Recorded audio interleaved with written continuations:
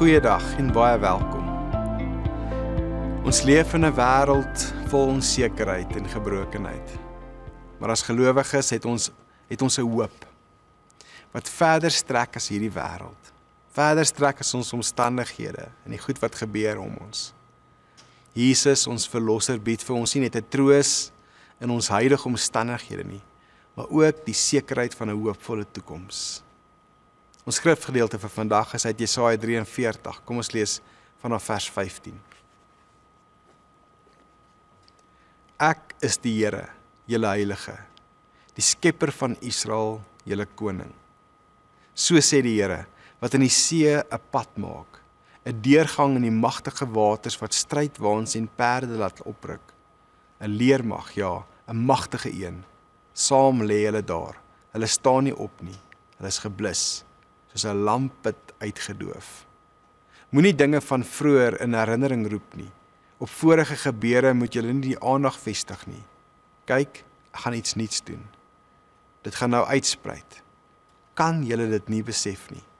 Selfs in die woestyn sal ek 'n pad maak, in die wildernis riviere. Die Here sê vir Israel, ek is julle Here. Ek doen die onmoontlike. Moenie in die verlede leef nie, maar onthou wat ek vir julle gedoen het. En kyk, ek doen iets nuuts. Dis 'n belofte vir hulle, maar dis ook 'n belofte wat ons vandag ook aan kan vashou. Dit kom so generasie van generasie, van eeu na eeu, kom dit met dieselfde belofte na ons toe. Jesus se woorde in Johannes 14, vers 1 tot 3, is een van my gunsteling gedeeltes. Jesus sê, moenie ontsteld wees nie. Julle glo in God, glo ook in my. In die huis van my Vader is daar baie wonings. As dit nie so was nie, sou ek dit vir julle gesê het. Ek gaan om vir julle 'n plek gereed te maak. En as ek gegaan het en vir julle 'n plek gereed gemaak het, kom ek weer en sal julle na my toe neem, sodat julle ook kan wees waar ek is. En wat het Johannes 14 met my te doen hier? En wat het dit te doen met die belofte in Jesaja 43? Dit voel heeltemal buite konteks. Is dit nie vir eendag as hy weer kom nie?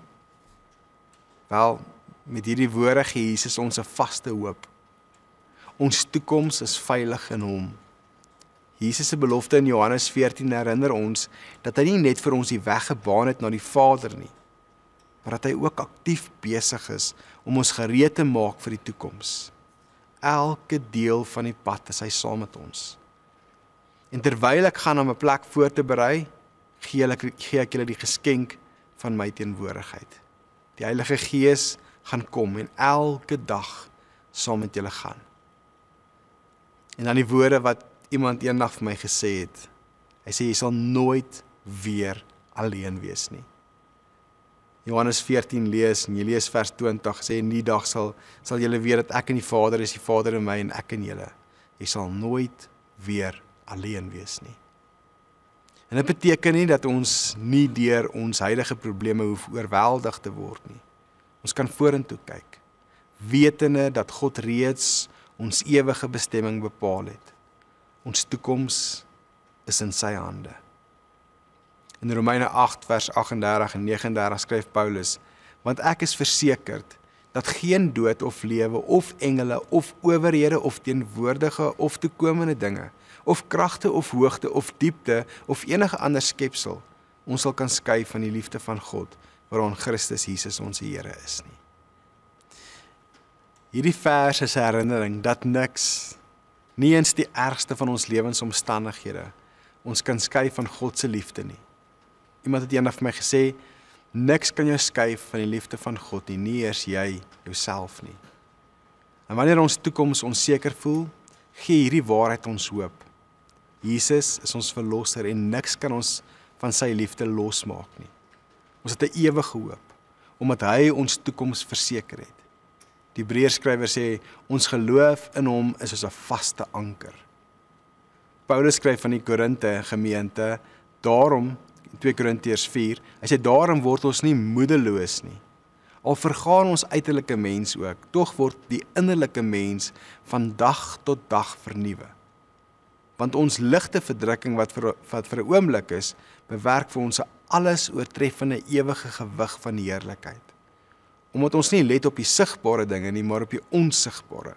Want die sigbare dinge is tydelik, maar die onsigbare is ewig.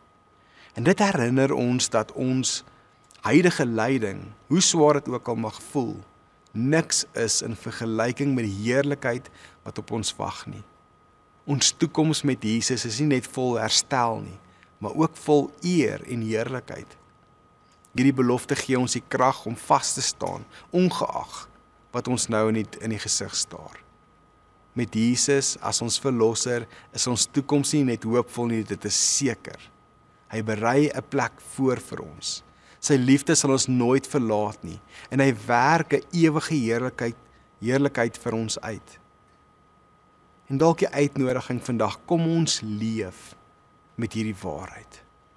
Want soms is ons vasgevang in 'n leuen dat dit nie so kan wees nie, 'n leuen dat die toekoms donker gaan wees, 'n leuen dat ons dit nie gaan maak nie. Maar kom ons leef met die waarheid in ons harte en ons oë oop, oë gerig op hom, die begin en die volëinder van ons geloof. Kan ons dit sien? Kan ons dit glo? Kan ons dit bid? Kan ons dit leef? Kom ons bid saam. Here Jesus, Hemelse Vader, dankie dat ons 'n verlosser kan hê in Jesus, in U. Dankie vir die hoopvolle toekoms wat ons in U het. Help ons om op U te vertrou, ongeag ons omstandighede, en om U heerlikheid met vreugde tegemoet te gaan. Ons bid dit in die naam van Jesus Christus, ons Koning en Redder. Amen.